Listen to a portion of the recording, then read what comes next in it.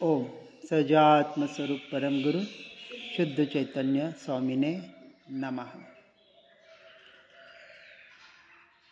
श्री छद्मस्त वाणी, इसके द्वारा हम अपने आप को समझने का प्रयास कर रहे हैं।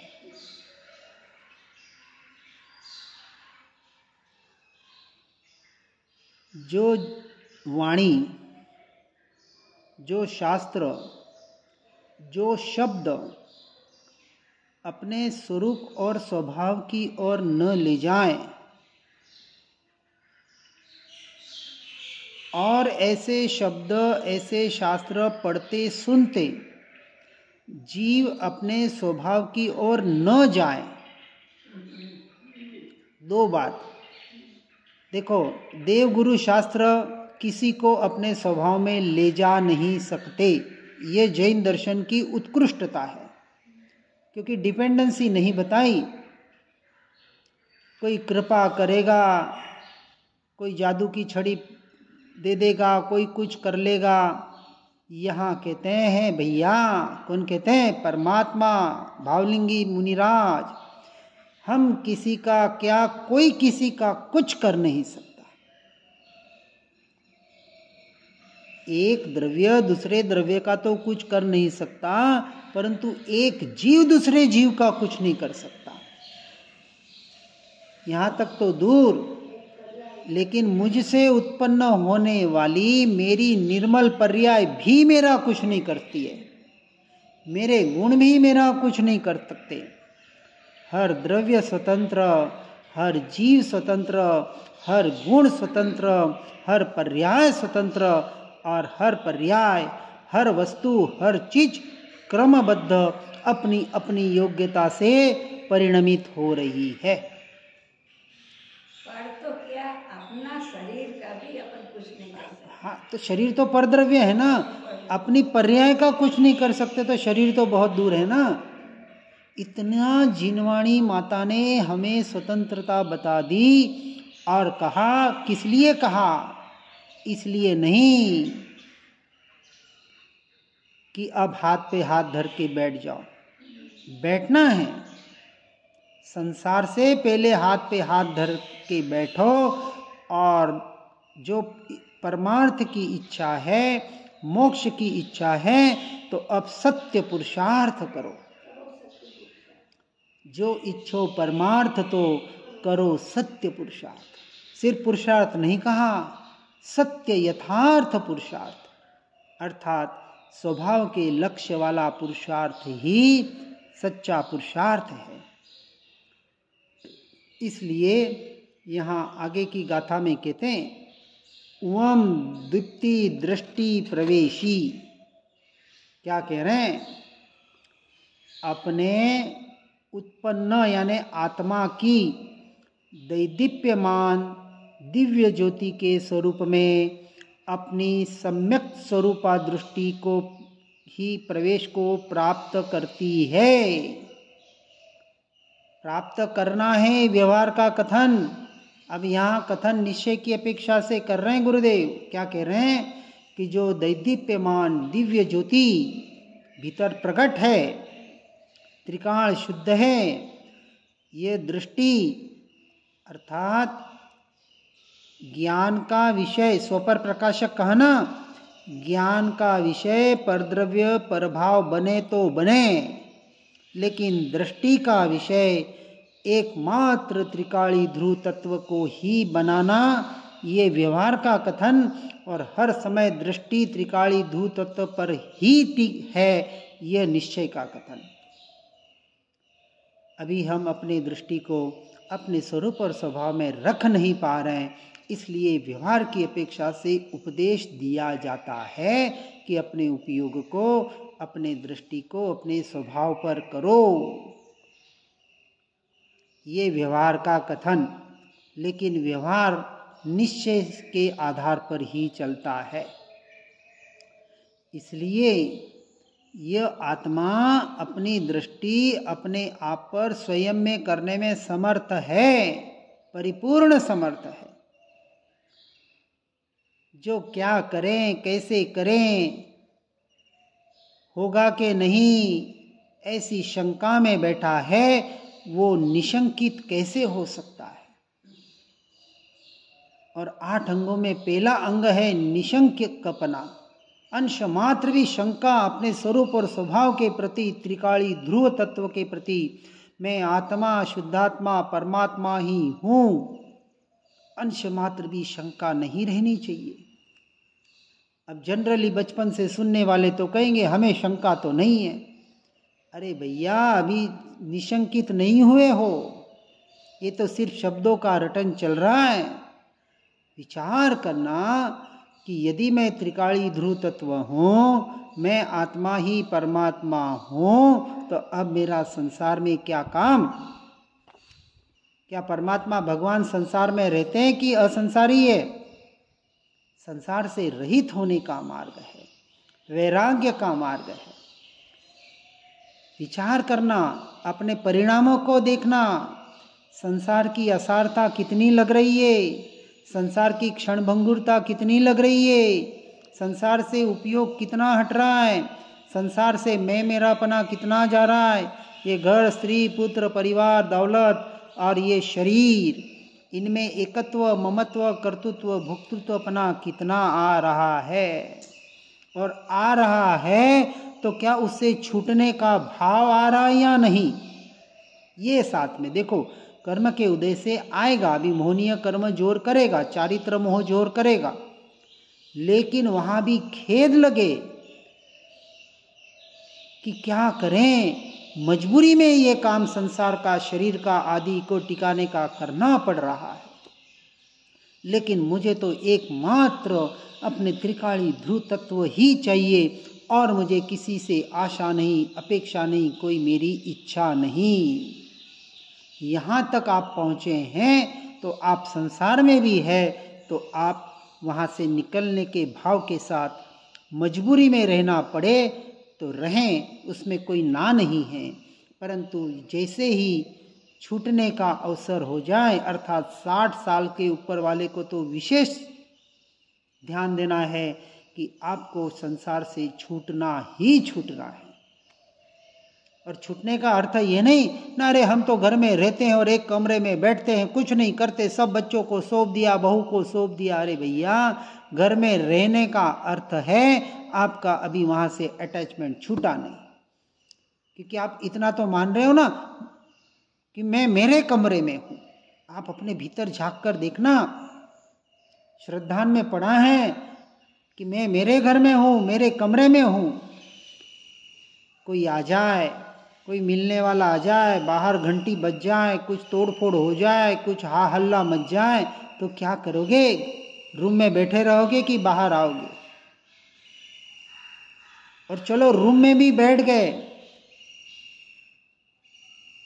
तो इस शरीर रूपी रूम में आत्मा जो है उसमें रहोगे कि उपयोग से बाहर आ जाओगे? तो विकल्प तो आते ही आते हैं। अरे जब निवृत्ति क्षेत्र में भी विकल्प नहीं छूट पाते तो घर पे रह के कोई कहे कि हम निर्विकल्प की साधना कर रहे हैं, तो ये कुछ हजम होने वाली बात नहीं लगती।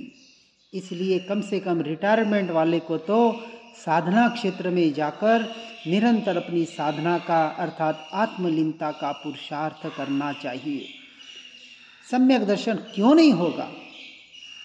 इतना कठिन नहीं है जितना हमने बना रखा है। इसलिए आगे कहते हैं, अंतर्ध्वनि के शब्द, स्वयं शब्द उत्पन्न प्रियो, क्या के शुद्ध दिव्य दृष्टि के उत्पन्न होने पर बिना इच्छा के स्वयं प्रिय शब्द उत्पन्न होते हैं। इसलिए कहा ना, सच्ची वाणी छद्मस्त की वाणी किसकी? चौथे गुणस्थानक के ऊपर वाली, सर्वोत्कृष्ट तीर्थंकरों की, केवलियों की, उत्कृष्ट भावलिंगी संतों की, मध्यम पंचम गुण स्थानवर्ती आत्मज्ञानी श्रावकों की, और निकृष्ट चौथे गुण स्थानवर्ती अविरत सम्यक दृष्टियों की। इसलिए उनके जो शब्द उत्पन्न होते हैं होंगे, क्योंकि अभी छद्मस्त है, तो वाणी के द्वारा, शब्दों के लेखनी के द्वारा वो आएंगे, भाव होंगे। अरे शुभ भाव नहीं होंगे तो क्या अशुभ भाव होंगे? तो ऐसे भाव आते हैं, लेकिन उन भावों को भी हेय मानते हैं, उपादेय नहीं मानते।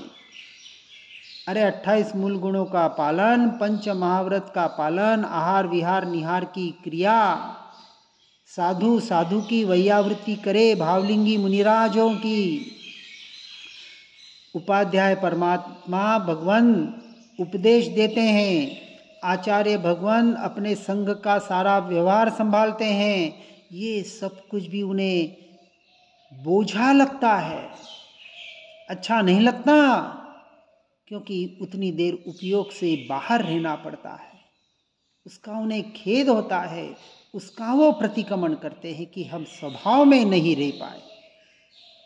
दोष क्या है? बाहर के पाप दोष नहीं है, महा से महादोष अपने स्वभाव में न रहना, उसका प्रतिक्रमण करना है। बाहर के पापों का तो अनंत बार कर लिया, मैंने झूठ बोला, मैंने पाप किया, मैंने व्यभिचार किया, मैंने ये किया, अरे मैंने कुछ किया ही नहीं। ये सब हुआ, क्यों हुआ? तो एक ही कारण, मैं अपने स्वभाव में नहीं रह पाया। यदि मैं स्वभाव में होता तो ये बाहर मेरा उपयोग ही नहीं जाता। इसका प्रतिक्रमण होता है, और ये सच्चा प्रतिक्रमण। इसलिए समय सार जी में आचार्य कुंद देव बताते हैं, अप्रतिक्रमण से प्रतिक्रमण और प्रतिक्रमण से अप्रतिक्रमण। बराबर समझना इसको। अभी संसारी जीव है, मिथ्या दृष्टि है, अर्थात अप्रतिक्रमण में है, पापाचार में है। अतिक्रमण का उल्टा अर्थ प्रतिक्रमण। अब अतिक्रमण कहाँ कर रहा है? तो बाहर के पापों का नाम अतिक्रमण नहीं है। मन वचन काया से जो पाप हो रहे हैं वो अतिक्रमण नहीं है, वो पाप भी नहीं है। समझना बराबर। मन वचन काया की क्रिया क्या मेरी है? तो उन पापों को, मन वचन काया की क्रिया को अपना मानना महामिथ्यात्व, महापाप है।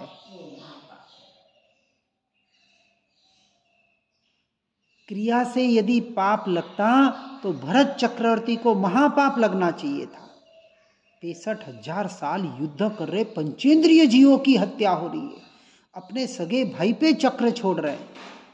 इससे बड़ा पाप, इससे बड़ा क्रोध क्या होगा?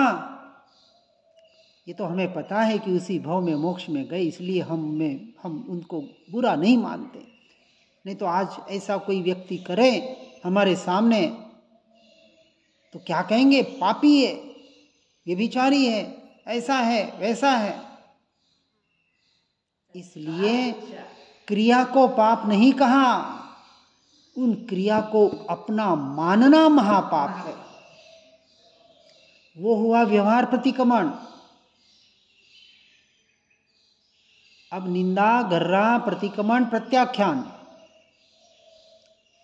तो हे वितरागी परमात्मा, हे सद्गुरु, हे पंच परमेष्ठी, ये पर द्रव्य, पर भावों, पर की क्रिया को मैंने अपना माना, इसका मैं प्रतिक्रमण करता हूँ। ये हुआ व्यवहार प्रतिक्रमण। और अब मैं निश्चय प्रतिक्रमण करता हूँ कि इनको अपना मानना छोड़ूंगा। ये प्रत्याख्यान करता हूँ, पचकान करता हूँ कि उनको अपना मानना छोड़ूंगा और निरंतर अपने स्वभाव की साधना करूंगा। ये हुआ निश्चय प्रतिक्रमण। तो अप्रतिक्रमण से वो प्रतिक्रमण में आया, और प्रतिक्रमण से फिर अप्रतिक्रमण। जब प्रतिक्रमण किया उसने, क्या किया कि मेरी भूल हुई, इसकी मैं निंदा करता हूँ, गर्हा करता हूँ, प्रायश्चित करता हूँ, कि परद्रव्य, परभाव, मन, वचन, काया की क्रिया, मोह, राग, द्वेष के परिणाम, उनको मैंने अपना माना, अपने आप को हीन दीन माना, अपने आप को पापी माना। क्या आत्मा पापी है? अब विचार करना निश्चय की अपेक्षा से, व्यवहार से छूटे। और जब ये प्रतिक्रमण हुआ कि मैं अपने स्वभाव में नहीं रह पाया, मैं अपने स्वरूप में, अपनी आत्मा में, अपने ध्रुव तत्व में नहीं रह पाया, अब मैं पर द्रव्य से, पर भावों से दृष्टि हटाकर अनंत काल के लिए अपने स्वरूप में लीन होता हूँ, अपने स्वरूप में लीन होता हूँ। और जैसे ही स्वरूप में लीन हुआ तो वो अप्रतिक्रमण की दशा को प्राप्त हुआ। इसलिए यहाँ कुंद देव आचार्य वहाँ कहते हैं अप्रतिक्रमण से प्रतिक्रमण। तो पहले पर में था तो अप्रतिक्रमण में था, तो वहाँ से छूटने के लिए भावों के द्वारा प्रतिक्रमण किया, और जब अपने भावों में स्थित हो गया तो अब प्रतिक्रमण की कहाँ जरूरत, किसको जरूरत? तो अप्रतिक्रमण वाली दशा प्रकट हुई। ये 3 वहाँ वाक्य दिए हैं समय सार जी ने, बहुत उत्कृष्ट, समझने जैसे हैं, और समझने जैसे नहीं, आचरण में लाने जैसे हैं। तो ये हमारे गुरु महाराज भावलिंगी संत हमें शास्त्रों के माध्यम से उपदेश दे रहे हैं कि तुम्हें क्या करना है। वापस जीव कहाँ अटक जाता है? जो करने के लिए कह रहे हैं वो तो नहीं करता, और उनके रटन में लग जाता है और उसे धर्म मान लेता है। व्यवहार से बाहर का स्वाध्याय, सत्संग व्यवहार धर्म है, मोक्ष मार्ग नहीं है, मोक्ष मार्ग भी नहीं है। व्यवहार धर्म मोक्ष मार्ग नहीं है, मोक्ष मार्ग में ले जाने वाला साधन है। मार्ग बता रहा है तो साधन है, हमको गंतव्य तक पहुंचाने का साधन है। लेकिन गंतव्य तक पहुंचने के बाद जहां पहुंचना है वहां तो जाना पड़ेगा कि नहीं? लिफ्ट ने आपको पहले माले से 25वें माले तक पहुंचा दिया, अब लिफ्ट में बैठे रहोगे कि उतरोगे? गाड़ी ने आपको जगह पे पहुंचा दिया, अब उस साधन को पकड़े रखोगे कि छोड़ोगे? छोड़ना पड़ेगा। बराबर। नहीं तो आप नहीं छोड़ोगे तो और कोई छुड़ा देगा आपको। भाग यहाँ से, हटो हटो। सुबह से शाम में लिफ्ट में ऊपर नीचे हो रहा है, क्या खिलौना है क्या? नहीं, वहां साधन है पहुंचने का। बस अब तूने ये साधन तुझे बता दिया, अब तू तेरी साधना कर। हम साधन को पकड़ के बैठ जाते हैं, ये सबसे बड़ी जीव की भूल हो रही है, और उस भूल से हमें बचना है। किसे? मुझे बचना है। बस भूल को निकाल दो। अब साधना का समय है, तो एकमात्र साधना, साधन पकड़ा दिया गुरुदेव ने हमें, ज्ञान स्वभाव। बस उसको पकड़ के आगे बढ़ो। इसलिए आगे बता रहे हैं, सुवन सहाव उत्पन्न हिय हुआ अवकाश। क्या कह रहे हैं? सुवन सम्यक्त्व, सहाव यानी स्वभाव, अपने सम्यक्त्व स्वभाव के उत्पन्न होने पर हृदय में अवकाश दान स्वभाव प्रकट हुआ। किसके? अपने सम्यक्त्व स्वभाव जैसे ही उत्पन्न हुआ, जिसे सम्यक दर्शन प्रकट हो गया, अब वो क्या करेगा? देखो, सम्यक दर्शन इतना ऐसा वैसा नहीं है। सम्यक दर्शन, सम्यक दृष्टि जीव, पहले भी कहा, वापस रिपीट करता हूँ, उसे संसार का, चाहे इस मन वचन काया का शरीर का हो, चाहे घर स्त्री पुत्र परिवार हो, बाहर का जो भी व्यवहार हो, अंश मात्र भी उपादेय नहीं लगता। कितनी बड़ी बात। श्रद्धान में बिल्कुल। समय सार जी की वापस एक गाथा, उसमें आया, इस पर द्रव्य का एक परमाणु भी मेरा नहीं है। बहुत बड़ी बात है। कितने? 1%। 6 के 6 द्रव्य। कितने? 6 के 6 द्रव्य। 6 के 6 द्रव्य का एक भी परमाणु मैं नहीं और मेरा नहीं। क्योंकि अन्य जीवों से भी मुझे क्या लेना देना, बराबर। तो वो भी मेरे लिए तो पर है ना सब। सब पर है। तो 6 के 6 द्रव्य पर की श्रेणी में। मैं आत्मा अकेला, त्रिकाल अकेला, अनादि से अकेला था, अभी भी अकेला ही हूं और अनंत काल तक अकेला ही रहना है और रहूंगा। ये श्रद्धान सम्यक दृष्टि के चौथे गुणस्थानक में पक्का होता है। चौथे गुण स्थान। चौथे में हाँ। तब तो सम्यक दर्शन प्रकट हुआ। तभी तो सम्यक दर्शन प्रकट हो। ये श्रद्धान सम्यक दर्शन क्या है? श्रद्धान का ही तो नाम है श्रद्धान का ही नाम। और कोई अनुभूति नहीं है नहीं, वहाँ। श्रद्धान। श्रद्धान पक्का हुआ बराबर। कि यही मैं और ये मैं नहीं, आस्ति नास्ति पक्का। और उसके आधार पर तो वो चारित्र मोह से छूटेगा। जैसे कहते हैं नक्की करो, वही है। नक्की करो वही नहीं है, वो नहीं, नहीं। वो अलग है। नक्की का अर्थ है विश्वास, विश्वास। कि परमात्मा ने कहा, गुरुदेव ने कहा तो नक्की, पक्की बात है, पक्की बात है। ये हुआ विश्वास। ये विश्वास। अभी श्रद्धा नहीं हुई है, विश्वास हुआ। विश्वास हुआ कि हमारे गुरु बाबा कह रहे, हमारे परमात्मा कह रहे, तो झूठ थोड़ी बोलेंगे। पक्की बात है, लेकिन अपने कह दो। हाँ, तो ये सिर्फ नक्की होने का नाम सम्यक दर्शन नहीं है। नहीं। नक्की होके साधना के द्वारा जब निर्णय होता है और वो निर्णय से जब अनुभव होता है स्वयं का, वो श्रद्धान, सच्चा श्रद्धान कहा जाता है। तो पहले विश्वास, और विश्वास के आधार पर जो साधना हुई भेद ज्ञान भेद विज्ञान के द्वारा जो टंकोत्कीर्ण निर्णय हुआ, उसका नाम है श्रद्धान या सम्यक दर्शन। इसलिए कांजी स्वामी गुरुदेव ने 3 वाक्य दिए हैं, नक्की कर, निर्णय कर और अनुभव कर। अनुभव कर का मतलब क्या? क्या निर्णय करना है कि मुझे मेरा ही अनुभव हो रहा है। आज दिन तक मैंने, आत्मा ने परद्रव्य परभाव का अनुभव किया नहीं, कर सकता नहीं, ऐसा मेरा स्वभाव है।